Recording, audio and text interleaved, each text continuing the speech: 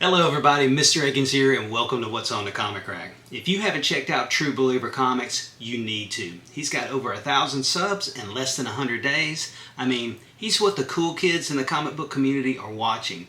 And speaking of the comic book community, they absolutely love hashtag challenges. And EQ over at True Believer Comics has started his own hashtag challenge. It's hashtag MCCD. That stands for My Comic Collection Day. What does he want you to do? Every Monday he wants to see 6 books from your collection. Any 6 books. The 6 books don't have to be themed, but they can be. It could be great artists, great writers, or both. He just wants to see 6 books from your collection, and make sure you put hashtag MCCD in the description so he can make sure to see those books. So let's get to talking about the 6 books I'm going to show. I'm going to show 6 books that kind of try, they're going to try to sum up my collection in only 6 books. And of course, I always show my books Jimbo style. Avengers Annual number 10. For people who have watched my channel before, they have definitely seen this book and probably heard this story. But there may be some newcomers out there. This comic book represents many things about my collection. This is the first comic book I remember buying with my own money. My 12-year-old self drove 5 miles to a gas station and bought this sucker off the rack. The condition is what a comic should look like after a 12-year-old has read it multiple times. Go Collect Propaganda calls this one of the worst first appearance covers of all time. But the cover by the amazing Al Milgrom made me pick this comic book up.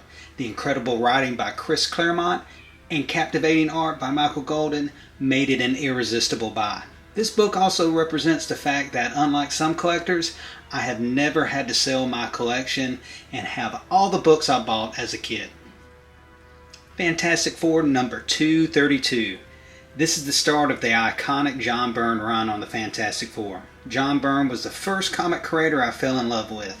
His run on the Fantastic Four is my personal favorite run in comics ever. Whatever title John Byrne moved to, I followed. Whether it was Alphaflight, Hulk, Superman, X-Men, She-Hulk, Namor, West Coast Avengers, it didn't matter. You would think that I have every comic John Byrne has ever worked on. I don't.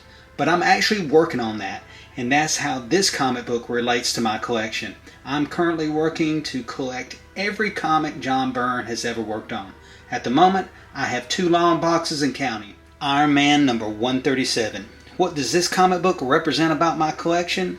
For those that don't know, I'm a middle school and high school math teacher. In the second year of my teaching career, I had nothing on the walls of my classroom. The teacher next to me convinced me to put up some posters and spruce the room up. When state testing came along, though, I had to take every bit of that down for testing purposes because the material on the walls related to math. Okay, I'm going to put up stuff on my walls that I don't have to take down. And as a result, superhero posters went up.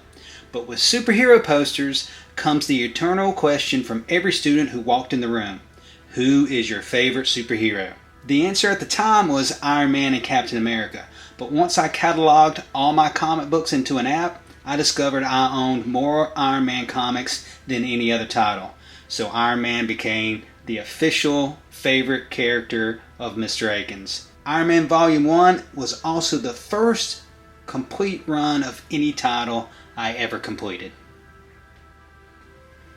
Crisis on Infinite Earths number 2.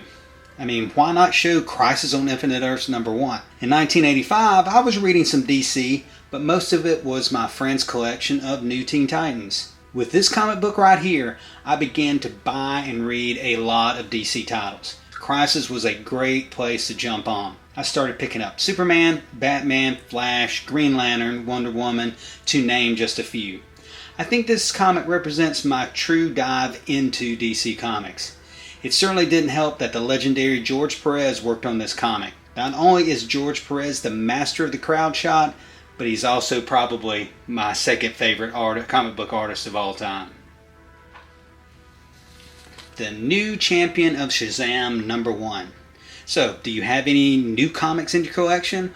or are you just picking up comics from the back bin? I picked this comic to represent new comics and new artists that I really like. Joshua Middleton did a beautiful job on this cover of a DC comic character I really love. This also represents that odd purchase I make every once in a while called the cover buy. At the beginning of this video, I said I would show some comics Jambo style. Well, there's another YouTuber called Jambo Comics. He likes to show his comic, but not his face. And this is what I'm doing here, putting the comic book front and center. In addition, I hate glare.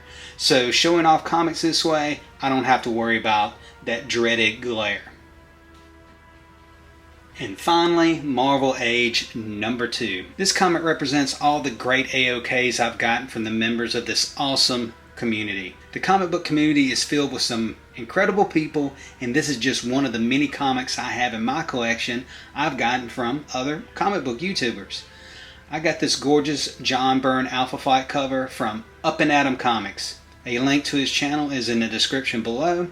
Adam is just one of the cool people I've gotten to know in this community, and I've actually even met some of them in person. Being connected to community is one of the main reasons I continue to make these videos. And there you have it, 6 books from my collection for my comic book day. Make sure you check out EQ at True Believer Comics. Make sure you put hashtag MCCD in the description if you're so inclined to make a video. A link to his channel, it is in the description below, or as another YouTuber would say, in the doobly-doo. And if I don't see you next Monday, we'll see you around the comic rack.